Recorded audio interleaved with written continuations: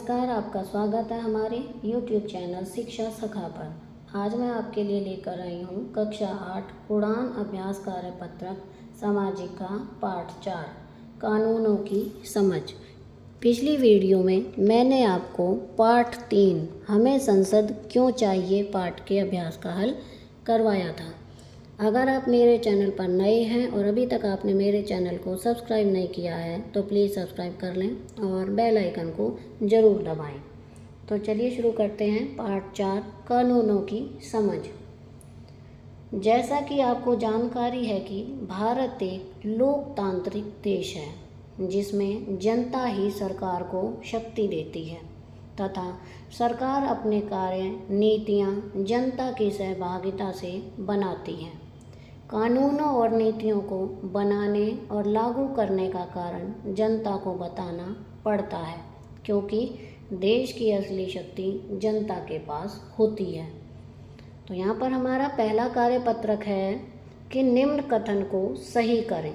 ये देखिए यहाँ पर लाइन दी गई है। पहला है राजतंत्र में कानून जनता की सहभागिता से बनाए जाते हैं।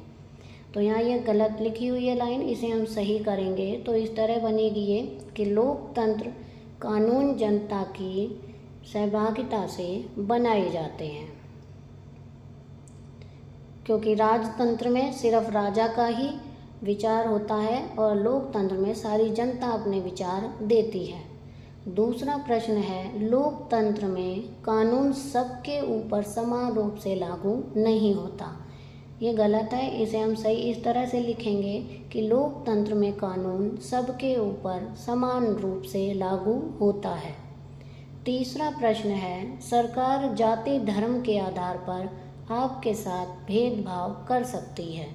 ये गलत लिखा हुआ है, इसका इस तरह से उत्तर बनेगा सरकार जाति धर्म के आधार पर भेदभाव नहीं कर सकती है। चौथा प्रश्न है लोकतांत्रिक देश में वोट डालकर जन सहभागिता के अतिरिक्त गलत तथा अन्यायपूर्ण कानूनों का जनता को धरने प्रदर्शन जुलूस हड़ताल आदि के माध्यम से विरोध का अधिकार नहीं होता। तो ये गलत लिखा हुआ है, यहाँ हम इसे इस तरह से लिखेंगे कि जनता को धरने प्रदर्शन आदि के माध्यम से विरोध का अधिकार होता है।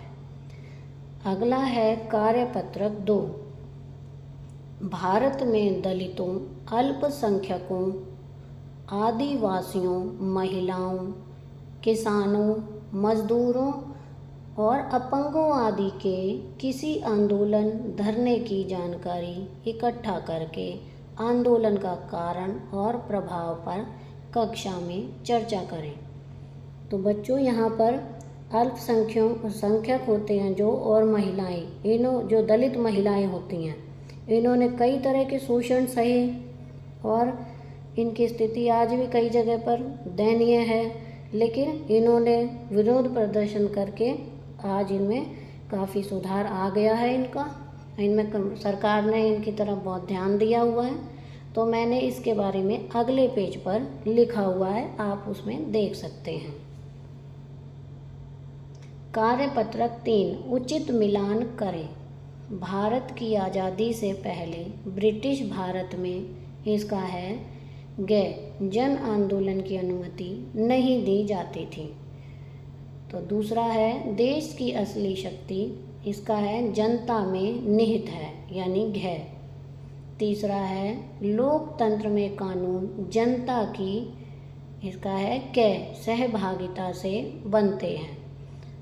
चौथा है आज़ाद भारत में जनता गलत नीतियों का विरोध कर सकती है, इसका है पांचवा है कानून के शासन में बिना भेदभाव के कानून, इसका बनेगा सभी पर समान रूप से लागू होता है तो ये देखिए मैंने लेफ्ट साइड में पहले का दूसरे का तीसरे का चौथे का और पांचवें का इस तरह से भी लिख दिए हैं ताकि आपको अच्छी तरह से समझ आ जाए।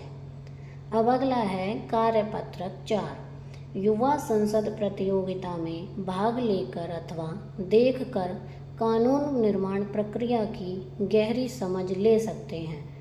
तो मैंने इसके बारे में अगले पेज पर लिखा हुआ है, आप वहाँ से देखकर लिख सकते हैं।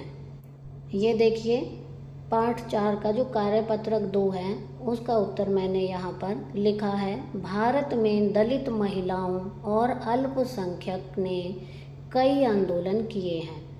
इनके आंदोलनों का कारण था कि उनका शोषण किया जाता था।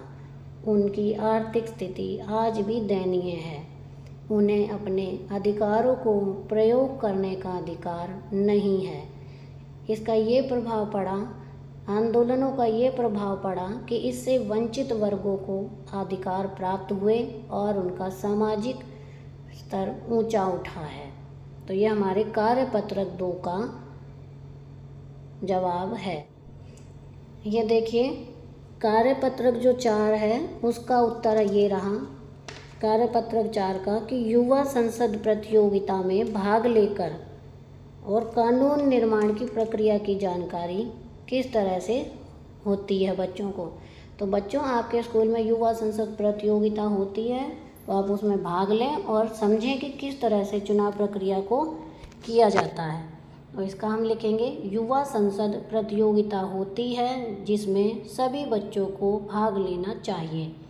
इसमें कैसे चुनाव होता है, प्रतियोगी कैसे भाग लेते हैं, किस तरह से चुने जाते हैं, उन्हें क्या क्या काम करना होता है, ये सारी जानकारी आपको मिल जाएगी। ये हमारा पाठ 4 का कार्यपत्रक 4 है। तो आप यहाँ से इसका उत्तर लिख सकते हैं। तो इसके साथ ही हमारे पाठ 4 के अभ्यास का हल पूरा हो गया है। अगली वीडियो में मैं आपको पाठ 5 और 6 न्यायपालिका हमारी आपराधिक न्याय प्रणाली पाठ के अभ्यास का हल करवाऊंगी। तो आपको मेरी ये वीडियो कैसी लगी मुझे कमेंट करके ज़रूर बताएं और ज़्यादा से ज़्यादा शेयर करें, लाइक करें और सब्सक्राइब करना ना भूलें। Thank you.